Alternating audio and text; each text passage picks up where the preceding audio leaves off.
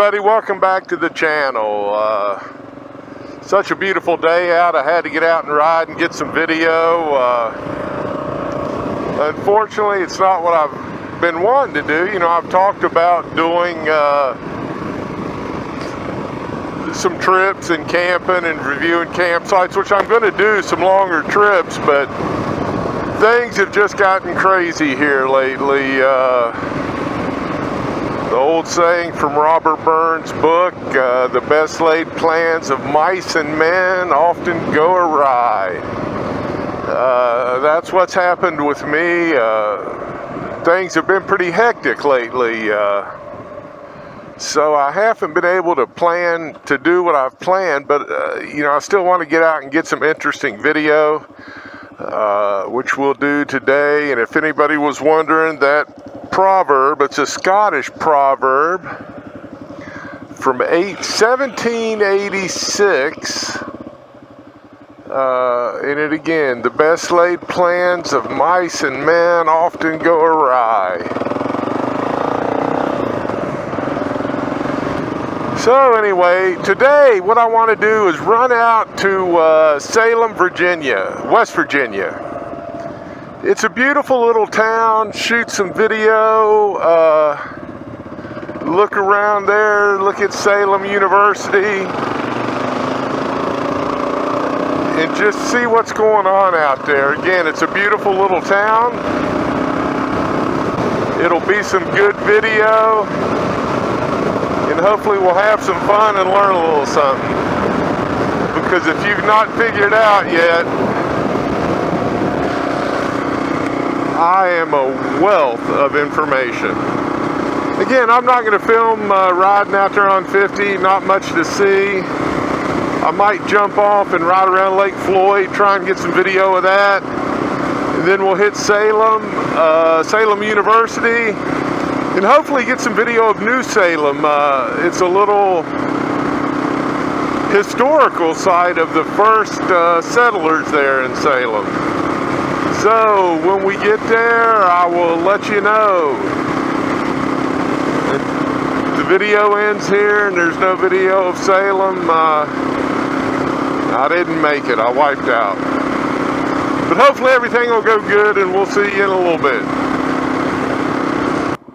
Okay, we made it to Salem, all right. So I guess we'll continue with the Salem portion of the video. Little history on, well, we're not in Salem yet. We're still a little bit out town. But, oh, here we go. Here's the official Salem sign. Welcome to Salem. Salem, West Virginia. Salem, West Virginia was founded in 1790 by some Seventh-day Baptist people who came out of Salem, New Jersey. And the original name of the town was New Salem. And that's what it was called for many years, especially prior to 1863 when Virginia and West Virginia split. And West Virginia became West Virginia. And then around 1870, everybody just called it Salem because it was no longer confused with Salem, Virginia, which is over by Roanoke. So that's the origin of Salem. Again, Seventh-day Baptists founded it. It's really not known for much. The biggest thing it's known for is kind of unfortunate is big fires. The downtown's burnt twice. It burnt down in 1901 and then again I believe in 2006 it burnt down. So unfortunately that's about all it's known for. There are some notable people who came from Salem. Oh, before I say that, there's a Seventh-day Baptist Church. I'm going to guess they're the ones who founded it. There's a beautiful old church. We'll stop there on the way back. And here's the downtown area. Here's the train station. It's got a C&O, B&O caboose there.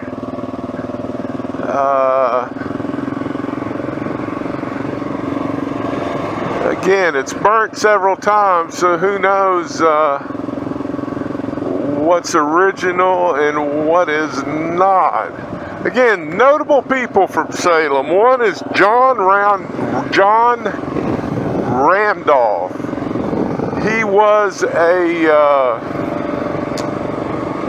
U.S. Senator for West Virginia from 1958 until 1985. And another famous person was Melvin Mayfield. He was a U.S. Army soldier who won the Congressional Medal of Honor for action in World War II. Oh, they've got a Dairy Queen, a grill and chill. So that's, again, not a lot to see here. We're gonna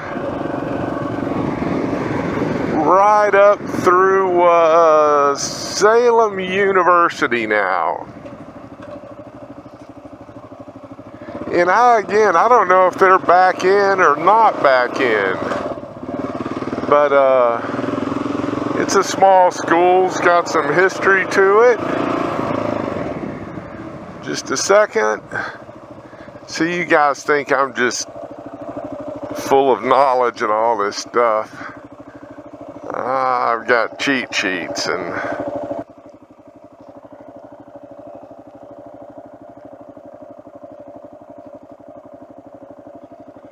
okay. Salem University was founded in 1888 by the same group that founded the city. It was originally a Seventh-day Baptist group that founded the university. And there's one of the dorms to the left. In fact, I stayed in that dorm, believe it or not, Montgomery Hall, back in 1980, when I was a wee lad at Hargrave Military Academy. I came up here to a football camp and participated. Was put on by Salem University, and it was a lot of fun. This is the main campus over here. And in fact, the field we practiced on is right down here. And again, this is the university buildings, the university vehicles. But we practiced on that field there. Man, when I was a kid, that field seemed huge. And it's just a rinky dink little field now, as you can see. But man, when I was a kid, that was huge. And here's some of the buildings.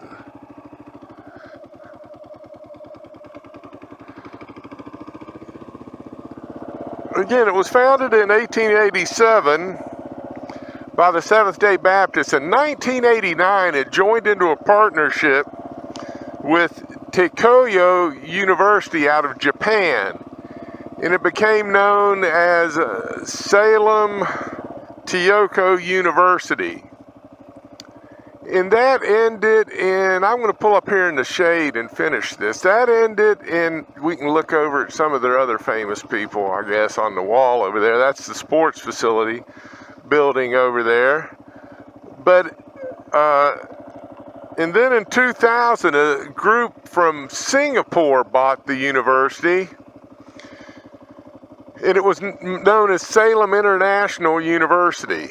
And then after that, in 2005, Salem Education LLC bought it, and it's gone back to just Salem University now. And it believe it or not, for such a small school, they have an on-campus enrollment of about 250 students, and they have a huge online enrollment. Well, it's not huge, but 600 students. And some of the notable people from here, Jimbo Fisher, the great football coach, still coaching at Florida State, I believe. I don't know. I don't follow football very much anymore. And then Rich Rodriguez, who's at Virginia Tech now, I believe, coached all over. Terry Bowden was a student here. Now, again, I don't know if any of these guys actually graduated from here, but I know they went here. In total, they have 5 NFL players, 3 NBA players, 1 pro soccer player, 6 senators, 2 governors, and you've got to have your pro wrestler. They have actually a pro wrestler from here. And again, I didn't write down all their names or that stuff, but I thought that was interesting. Again, such a small school to have such a interesting and, you know, that's pretty big for a lot, you know, for a lot of schools to have that many people who've gone on to do greatness. But anyway, that's what's happened here at Salem University. Now we're going to ride up the hill and see if Fort New Salem is open, which is the original settlement of the Seventh-day Baptists who founded the city of Salem. And it's just around the corner up here, so hopefully we'll be able to get out and walk around and look at that a little bit.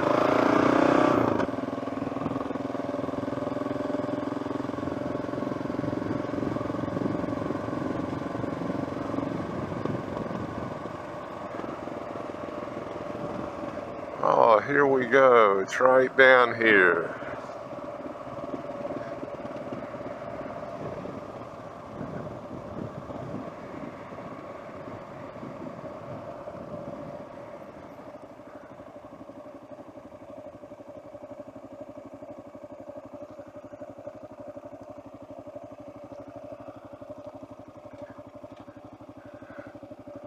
What? Looks like it's closed. Okay, we're trying out the fancy new camera that I got for, it's not a new camera, it's just my cell phone. But it's supposed to have a pretty good camera, so we're gonna try this to see. We're not gonna let no gates stop us. We ain't scared of no gates. We're on an adventure. So we're gonna walk down here and see what we have here at New Salem. Man, that looks awesome. Think of living in there, you know, in the 1800s, well, the 1700s and late 1700s, early 1800s, when the Indians would come and you'd shoot them out through those little portals. And what the Indians quickly learned, as they are well knew, that wood burns, and light that on fire and you're upstairs and you're out of luck. Look at some of these cabins. Now again, I don't know if any of these are original or if they're, they look like they've been rebuilt at least. Again, I don't know if they're original buildings. Let's see. Can we read that? Is that read? Again, I can't see very well with the sun, but I'll read it. It said, established as a learning center by the former Salem College in 1970, this log house museum is a collection of relocated structures representing the culture and lifestyle of rural West Virginia from 1792 to 1901. A part of Salem International University, the site continues to reflect the influence of English, Welsh, Scotch-Irish, and German farm culture, as well as tradition of the Seventh-day Baptists who settled Salem in 1789. Experiences for both hands and mind. Isn't that special? All right, let's walk through and see what we got. Again, we got the joint to ourselves today, folks.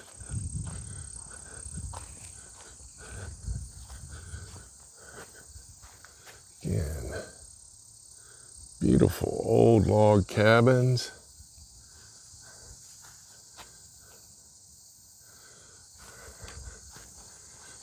They're all locked up, but we'll see if we can peek in a window here. McIntyre House.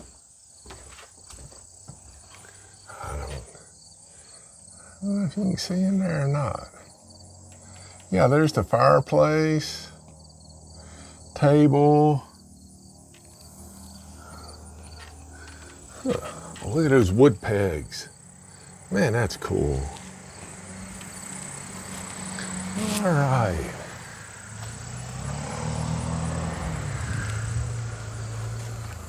Got the porch. That's a tin shop.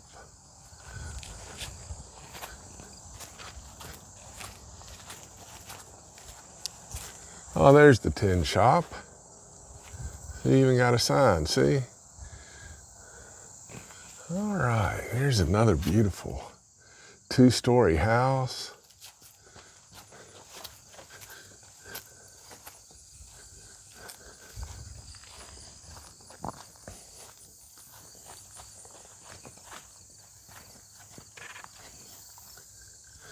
Another log cabin back there. We've got some kind of old tools here.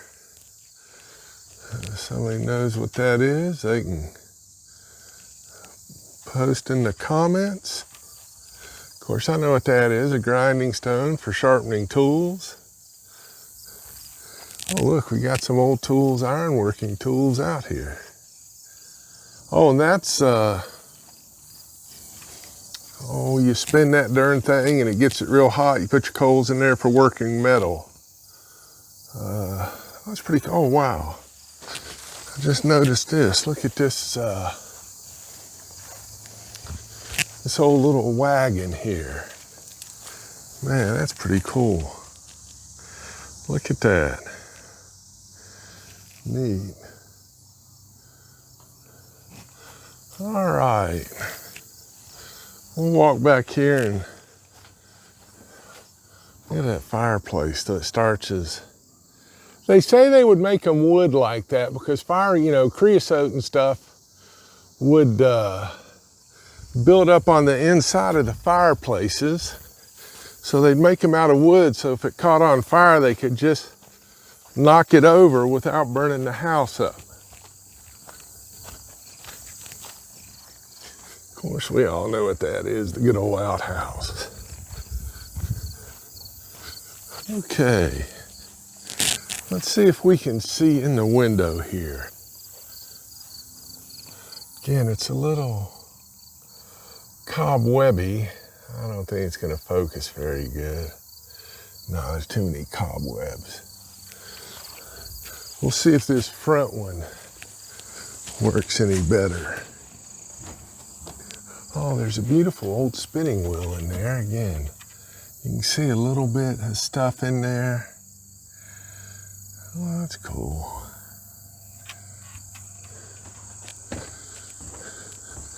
Oh, this is the farmhouse. Big Flint, Doddridge County, donated by James Diamond. Original sponsor, Kenneth and Mary Hullen. In memory of Roy and Cora Randolph, original reconstruction. Kenneth Hullen and Salem College students, primarily George Pinkham. Well, thank you, George. And of course, no rural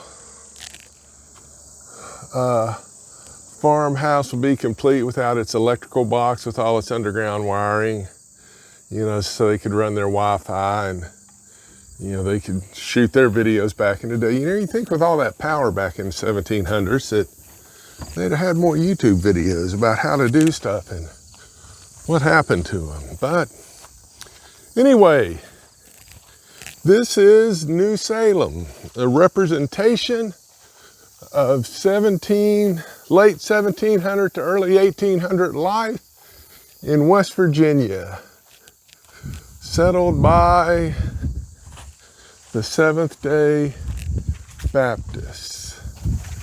Let's see if we can get a view in there. Oh, there's a bed. Doesn't look very comfortable. Hell, it looks like there's a body in that thing. And the fireplace over there. And the woman's dress in the corner. Looks like I could open that door, but his place is closed. I'm probably not supposed to be in here, so I'm not gonna push my luck. Again, a couple more old houses, cabins over here.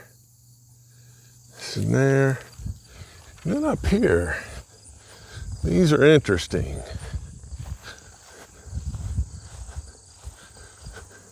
We have the stocks.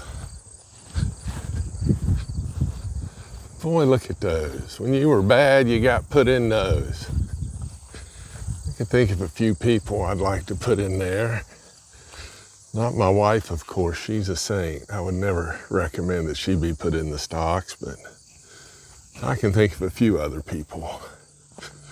Well, again, this is one more view of New Salem, Fort New Salem, of how it would have looked, how it does look.